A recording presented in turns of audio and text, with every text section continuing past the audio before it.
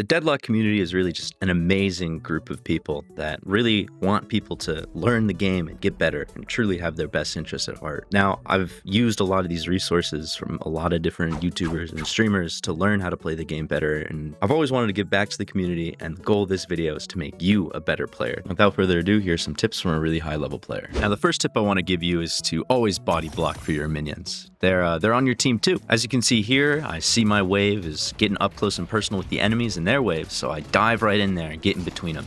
This way, all the enemy minions shoot me instead of my minions, and my minions can walk up. This is a really important high-level tactic that I don't see employed quite enough in the lower ranks, as your minions are the lifeblood of the game. And that doesn't stop just against enemy minions. You want to stop the tower from shooting your minions too. So here I take a bunch of hits for my minions and get a bunch of free damage on the tower. The main people who want to be doing this are your tanky frontliners such as Pocket, Mina, and Paige. These are characters that really want to be up close and personal and want to be taking as much damage as possible.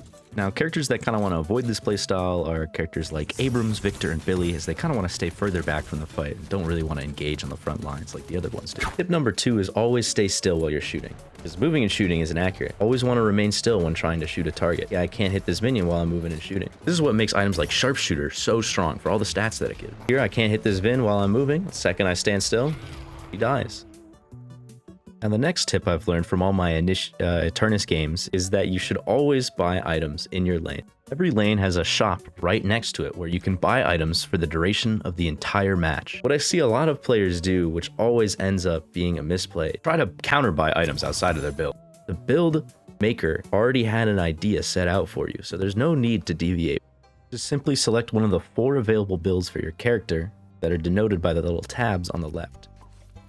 Me personally, I really like to build the green build on Abrams. Once you've selected a build you want to use, just buy your items left to right, no exceptions. Now for my next tip is going to be about dying. Dying is going to happen to you, and there's no way around it.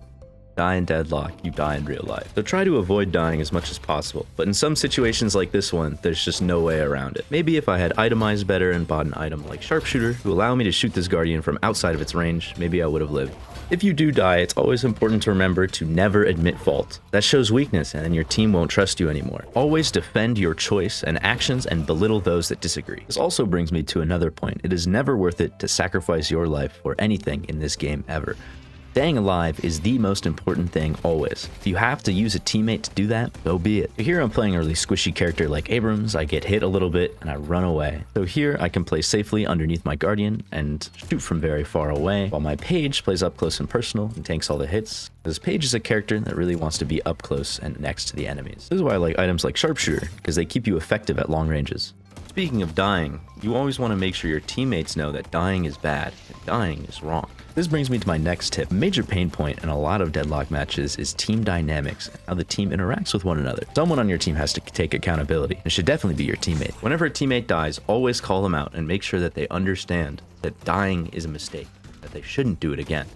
If you don't tell them, no one will. If a teammate dies more than once, always ask what rank they are, because they might be beneath you. If you find out a player on your team is below your rank, make sure that they listen to every call you make, and definitely don't listen to any call that they make. They know less about the game, and they're much worse at it than you. And if they're above your rank, just say you're a rank above them. It inspires confidence in you, and you can lead the team to victory. An important part of this concept is to understand that when you're playing a game of Deadlock, you are operating as one large team, not as 6 individuals. And if one of the parts of your team is underperforming, you got to make sure that you correct that. Make sure that they know that you know they made a mistake. That way they can learn. Some teammates definitely need a little more convincing than others, so this is sometimes an uphill battle. Just know that you are doing the right thing, and you're always in the right. Remember the last tip, never admit fault. The next tip is about ammo conservation and always being ready for a fight. So here I'm just shooting all my bullets out, and then I run out of ammo. Then I have to reload. You really don't want to do that. What if someone appeared right then? I would want to be able to shoot them. You always want to make sure your gun is topped up and fully loaded at all times. So here's a much better example of how to play. I'm shooting maybe half my mag and then reloading. You never want to get below about half your mag. There's no other way to generate more ammo in this game, so you have to always be reloading. Very important concept in high level play. This is especially important on characters like Viper. With a really small magazine size, you definitely don't want to run out of bullets, because she's a very strong gun character, and there's no other way for her to get more ammo other than just simply reloading her gun. So remember, always keep your gun fully loaded at all times. Now we're going to talk about active items. In Deadlock, there are two types of items. There are passive and active items. Passive items always act upon you and always give you benefits, while active items don't always give you passive benefits and have to be used. You're only allowed 4 of these throughout the entire match, so careful which ones you choose. Now, a big thing I see from a lot of newer players is they try to buy active items. You really don't want to do this. Just think about it. Your active item is up only sometimes, while your passive item is useful all the time. Why would you buy a car you can't drive always? Some of these cooldowns are really, really long. Items like Divine Barrier, Curse, Blood Tribute, and Cultist Sacrifice have ridiculously long cooldowns that make them almost unusable.